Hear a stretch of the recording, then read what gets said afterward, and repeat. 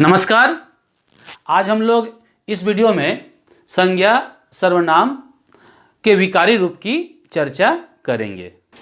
विकारी शब्द विकार में ई प्रत्यय जुड़ने से बना है, जिसका अर्थ होता है परिवर्तन।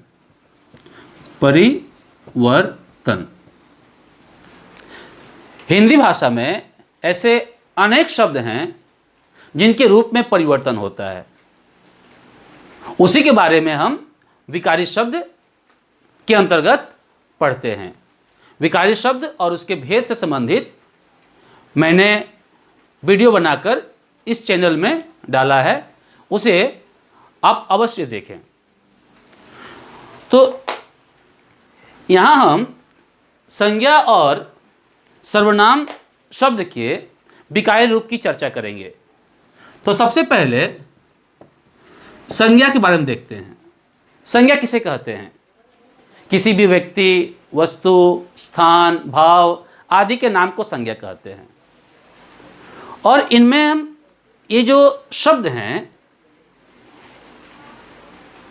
इनमें हम परिवर्तन देखते हैं। और वो परिवर्तन हम किसके आधार पर देखते हैं, किस कारण से देखते हैं? वह आता है लिंग, वचन और कारक। कारक कारक चिन्ह भी लिख सकते हैं हम यहां, कारक चिन्ह है। ये तीन कारणों से संज्ञा के रूप में परिवर्तन होता है। हम एक एक करके उदाहरण सहित हम यहां जानने की कोशिश करेंगे कि किस प्रकार से परिवर्तन होता है। जैसे लिंग। लिंग को लेते हैं। लिंग किसे कहते हैं? कि जिस शब्द से किसी व्यक्ति या वस्तु के स्त्री या पुरुष होने का बोध होता है, उसे लिंग कहते हैं। तो हम देखते हैं कि हिंदी में ऐसे बहुत सारे शब्द हैं जिनके रूप में परिवर्तन उसके लिंग के कारण होता है। जैसे अगर हम लड़का लिखें तो लड़का पुल्लिंग है। हिंदी में दो ही लिंग है, स्त्रीलिंग और पुल्लिंग।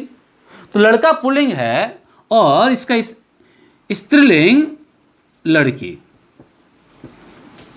लड़का आ रहा है, लड़की आ रही है। उसी तरह से पहाड़, पहाड़ी, पहाड़ी, विद्वान, विद्वान, विदुषी, विदुषी। तो इनके रूप में हम परिवर्तन देख रहे हैं। और लिंग के अनुसार भी वाक्य रचना भी बदल जाता है। लड़का आ रहा है, लड़की आ रही है, पहाड़ ऊंचा है, पहाड़ी ऊंची है, विद्वान लोग बैठे हैं, विदुषी बैठी है। तो इस तरह से इसमें परिवर्तन देख सकते हैं। दूसरा आता है वचन। वचन हिंदी में दो हैं, एक वचन और बहुवचन। तो वचन के आधार पर भी हम इसमें भेद को पहचान सकते हैं। जैसे मैंने यहां लिखा था लड़का, तो लड़का हुआ एक वचन, एक वचन। उसी तरह से हम देखेंगे लड़का का बहुवचन लड़के। ये हो गया बहुवचन, बहुवचन। तो वचन के कारण भी जो रूप है वह बदलता है। इसी के अनुसार लड़की, लड़कियां, माला, मालाएं, पहाड़ी, पहाड़ियां। तो इनके रूप में अंतर होते हैं। अब चूंकि जब उसका वाक्य बनाएंगे तो वाक्य क्या होगा? लड़का आ रहा है, और इसका क्या होगा? लड़के आ रहे हैं। इसमें आ जाएगा लड़की, लड़की आ रही है, और इसका हो जाएगा लड़कियां, लड़कियां आ रही हैं। तो हम जो यहाँ वचन देख रहे हैं, वचन के आधार पर जो रूप बदलाव देख रहे हैं, वो देखेंगे व्यक्तिवाचक को छोड़कर व्यक्तिवाचक को छोड़कर बाकी जो संज्ञा के भेद हैं उन शब्दों का रूप बदलता है। जैसे ये जातिवाचक है, अधिकतर इसमें जातिवाचक शब्द ही आते हैं, संज्ञा ही आते हैं। लेकिन यदि हम समूहवाचक देखेंगे तो समूहवाचक में भी शब्द आते हैं, जैसे सभा, सभाएं। अगर द्रव्यवाचक में देखेंगे तो द्रव्यवाचक में भी ये शब्द आएंगे, जैसे लोहा, लोहे। तो इस तरह के सिर्फ व्यक्तिवाचक को छोड़कर जातिवाचक, द्रव्यवाचक, समूहवाचक, इन सब में हम वचन के कारण इसमें विकार देख सकते हैं। अब इसके बाद अंतिम बचता है कारक चिन्ह के अनुसार। और जब कारक चिन्ह का प्रयोग हम संज्ञा सर्वनाम के साथ करते हैं तो वाक्य में करते हैं तो उसका रूप बदलता है। जैसे मैंने लिखा था यहां पर, लड़का का लिंग किया था लड़की, वचन किया था लड़के। लेकिन जब इसके मैं वाक्य में प्रयोग करूंगा तब होगा लड़का आम खाता है, ये वाक्य है, तो यहां कारक चिन्ह नहीं है। लेकिन ये वाक्य में आ गया तो कर्ता कारक है। लेकिन जब हम इसे कारक चिन्ह के साथ लाएंगे तो लड़के ने आम खाया, तो देखेंगे कि लड़का का जो रूप है वो बदल गया लड़के में। इस तरह से जितने कारक के भेद हैं, 8 भेद, उसके अनुसार इनके रूप बदलते हैं। जैसे लड़का से लड़के ने, लड़के को, तो और लड़के को वाक्य अगर बदलता है विभक्ति के साथ, बहुवचन में रहता है, तो वो आता है लड़कों को बुलाओ, बुलाओ। हम यहां देख रहे हैं लड़कों, यहां भी रूप बदल जा रहा है, यहां भी रूप बदल जा रहा है। तो कारक चिन्ह के अनुसार भी रूप बदलते हैं। तो राम ने, राम को, ये चला आ रहा है व्यक्तिवाचक में, यहां व्यक्तिवाचक का रूप नहीं बदलता है, वचन और लिंग के तरह ही। यहां भी हम व्यक्तिवाचक को छोड़कर बाकी संज्ञाओं का रूप बदलते हैं। सभा से सभाओं आ जाता है, ठीक। तो ये जो रूप है हमने जो पढ़ा वह संज्ञा के बारे में पढ़ा। संज्ञा के बाद हम लोग सर्वनाम का विकारी रूप देखते हैं। तो सर्वनाम क्या है? सर्वनाम, तो सर्वनाम में 2 शब्द है, सर्वनाम अर्थात सबका नाम। यानी जो शब्द संज्ञा के बदले प्रयोग होता है उसे सर्वनाम कहते हैं। और सर्वनाम का रूप भी बदलता है, वह है पुरुष, वचन और कारक के अनुसार। कारक के अनुसार, पुरुष के अनुसार हम जानते हैं सर्वनाम के 6 भेदों में पहला भेद पुरुषवाचक सर्वनाम है। वहाँ मैं का, तुम, तुम से वह, उसका रूप बदलता है जैसे जैसे पुरुष बदलता है। तो इसे हम साधारण तौर पर ले सकते हैं। सबसे महत्वपूर्ण जो है वह वचन और कारक है। वचन के 2 भेद हैं, एक वचन और बहुवचन, एक वचन और बहुवचन, बहुवचन। तो सर्वनाम भी इसी वचन के अनुसार अपना रूप बदलता है। जैसे अगर एक वचन मैं है तो बहुवचन हम या हम लोग, हम लोग। यदि तुम है या तू है तो आप का प्रयोग करते हैं। तुम का प्रयोग एक वचन भी होता है और बहुवचन में भी होता है, लेकिन आजकल तुम एक वचन में ही सबसे अधिक प्रयोग होता है और आप आदर सूचक शब्द के रूप में। ये हुआ। अगर वह रहता है तो वह का बहुवचन वे हो जा रहा है। अगर यह रहता है तो यह का बहुवचन ये हो जा रहा है। अगर कोई रहता है कोई, तो हो जाता है किन्हीं। तो ये हमारे पास सर्वनाम शब्द हैं जिनका रूप बदलता है। तो यहाँ 3 प्रकार के हम शब्द देख रहे हैं। एक देख रहे हैं हम लोग कि पुरुषवाचक, एक पुरुषवाचक सर्वनाम, दूसरा जो है ये आ जाए पुरुषवाचक, दूसरा यह और वह जो है वह निश्चयवाचक, निश्चयवाचक, और कोई अनिश्चयवाचक, अनिश्चयवाचक। यानी इन तीनों में रूप का परिवर्तन होता है, बाकी में नहीं होता है। जैसे निजवाचक में आप है तो आपका नहीं होगा, आप यहीं पर चला आ रहा है। आदर्शसूचक शब्द जो मध्यम पुरुष है उसमें हम देख सकते हैं। तो इस तरह से वचन के अनुसार रूप का परिवर्तन होता है। सबसे महत्वपूर्ण है कारक के कारण परिवर्तन। जैसा कि मैंने कहा कि पुरुषवाचक, निश्चयवाचक और अनिश्चयवाचक सर्वनाम के रूप में परिवर्तन होता है, तो कारक से संबंधित हम इन्हीं रूपों की चर्चा करेंगे।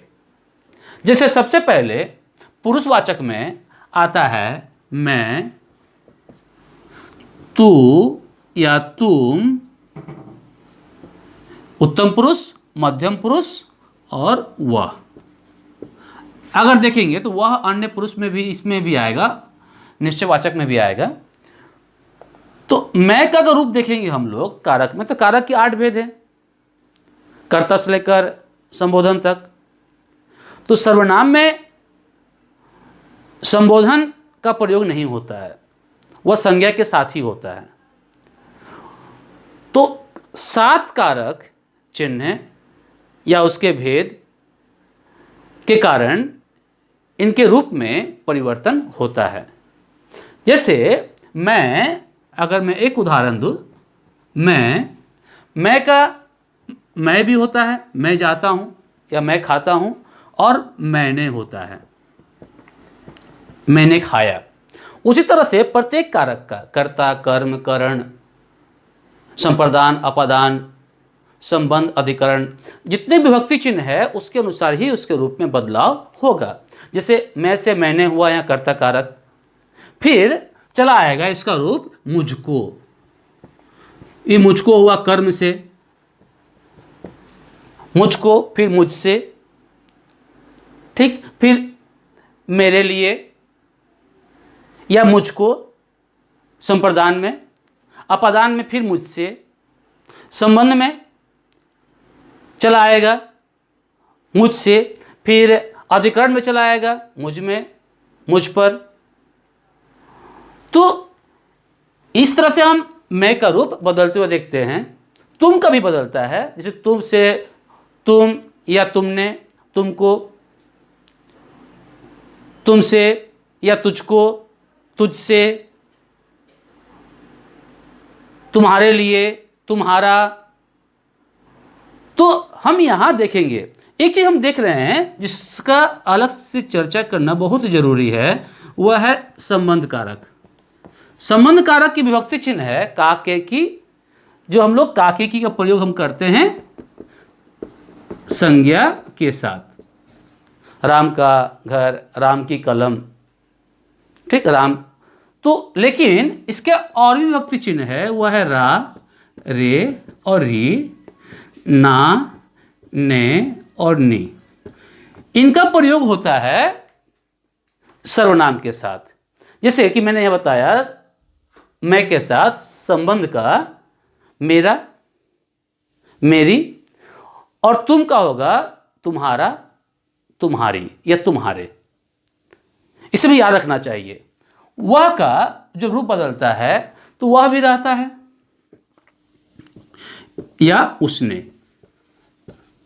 अब उससे जो है इसका रूप बदलेगा नियम के अनुसार ही, उसको, उसके लिए, उस पर, उसमें, उससे। यानी जैसे जैसे विभक्ति चिन्ह आएंगे, कारक के भेद आएंगे, उसी के अनुसार इसके रूप में बदलाव होगा। तो इस तरह से पुरुषवाचक सर्वनाम में हम कारक के कारण विकार देख सकते हैं। पुरुषवाचक के अतिरिक्त हमने कहा था निश्चय और अनिश्चय। तो चूंकि हमने यहां वह का देखा है, तो यहां निश्चयवाचक में वह है और यह है। तो वह का रूप वह खाता है, वह खाते से मैंने वहां देखा था, वह या उसने।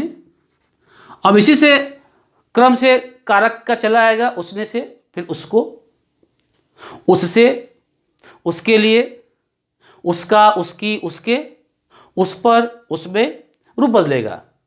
यह का जो बनता है वह है यह या इसने। अब इसने से इसका रूप बदलेगा, इससे बदलेगा इसका रूप, इसने, इसको, इससे, इसके लिए, इस पर या इसमें, इसका, इसकी। तो इस तरह से कारक के अनुसार वह और यह का रूप बदलेगा। वह आता है निश्चयवाचक सर्वनाम में। निश्चयवाचक। सबसे अंत में है अनिश्चयवाचक। अनिश्चयवाचक में दो शब्द आते हैं। पहला आता है कोई, कोई, और दूसरा आता है कुछ। ये दो ही सर्वनाम हैं।